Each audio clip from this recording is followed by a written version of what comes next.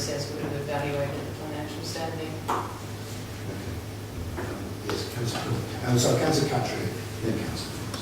So you asked the question because what I was going to ask on the same, because of me reading this name, excuse me, what I understood the company was EW Lighting. I've seen them on the streets, the vans coming to do the work, and it's still got EW Lighting on it.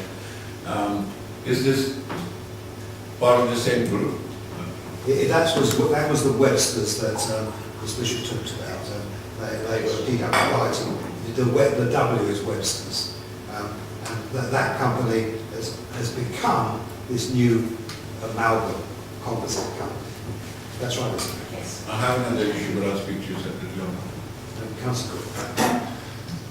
As I understand it, the people who are actually delivering the services for the council, the company has changed, either changed its name by amalgamation or what have you. Presumably, legally, it's a different company. So my question is, as the Commissioner, what approval has been given for this process, and if it's changed since the contract started, then was the financial assessment repeated for the new entity, and was it found to be satisfactory? Through you, Chairman. So the actual companies and sequence that we go through in terms of the contracts, when names change, the contract will be varied accordingly at that time, and these are management company or companies that are then taken over or bought out by other companies acting on a large capacity. That's my understanding. So I don't think what Councillor Cooke is asking is about the financial standing of the new conglomerate. If it's a different legal entity, it needs to be reviewed anew.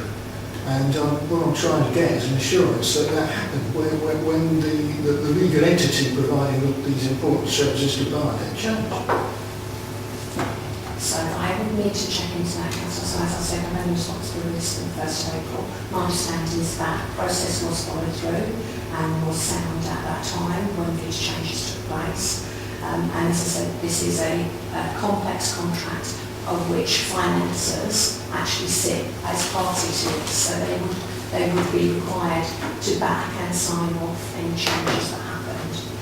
Councillor Raymond? Picking up on Councillor Cooke is not even being specific to this contract, but generally we have a number of contracts and the contractors change their name or change their groupings or whatever. What process do they have to go through to retain our contract? And that's, I wouldn't expect you to be able to necessarily answer that tonight, but I'd very much appreciate if you could come back to me and possibly to the committee and let us know. We'll take that as something that's work forward. Yes. It's outside the scope of this particular review. But I mean, all we're looking at is to make sure that when there is a change in the group or company we've got a contract with, that the council has still got someone solid that they're dealing with. And I mean, this council a long time ago, when we built Graham Park, thought we were entering into contract with Waits Limited. It was Waits City Limited. We went bust, they were £100 so we have a bad history. And capital That was a long time ago, but I'm sure that hasn't happened this time. But can we just have it as an assurance for the future? And we're having agreements as well. Just final comment. Both of these issues which have been highlighted at this meeting are about commissioning. The actual delivery of this stuff will presumably be the remit of contract monitoring and review and scrutiny committee under the present arrangement.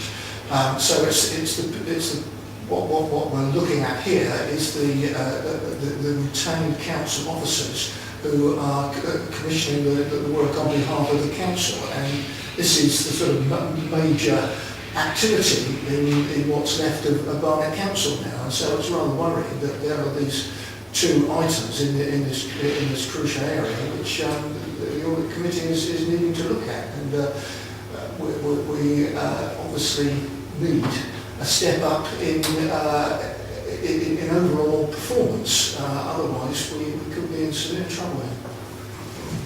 Can I just say it makes our existence justified as a committee. We've highlighted in both this one and the previous one some work that needs to be done to satisfy us, and hopefully, you can look into it and come back to us to assure us that we have a contract with a robust and sound conglomerate. Yes, Chairman. So my intention is that the priorities that were given within this report will be completed by the time the review is due, which is April 2014. And could it be in April 14 in time for our committee meeting? I'm sure that we can. Is that right? Ms. Carroll, did you want to come? We will follow up on the recommendations on the committee. And I just wanted to clarify on the direction of travel. So when we put that in the report, we're talking about an audit 1 year as opposed to an audit in a previous year, future year. Where we're following up on previous recommendations, we're purely seeing if those have been implemented. That's not the same as the direction of travel across the whole audit piece. So the comment says that although it's limited, it's better limited. If that can be, we've never had that in this committee before. Limited and better limited. But we're just hoping that better limited is a step away from satisfaction. If I could pick up on Councillor Cooke's comment, You have to, again, it's whether you look at the glass of half full or half empty. I would prefer to look at it as half full, that we have identified shortcomings and that we are addressing them. We have only got a list tonight of 2, and that's all. Which infers to me that a lot is being done that is working, and that we've identified it and we are taking action, and that's how audit should work. And we come to that when we get to the last page of this report. Yes, indeed. Yeah, so that we will get to So the glass is half full. well, I think it's more in the general terms. shall I move on to the... Yes, I was going to say let's move on to the next one, please. So moving on to page 16. Thank you very much. Thank you. We come on to schools.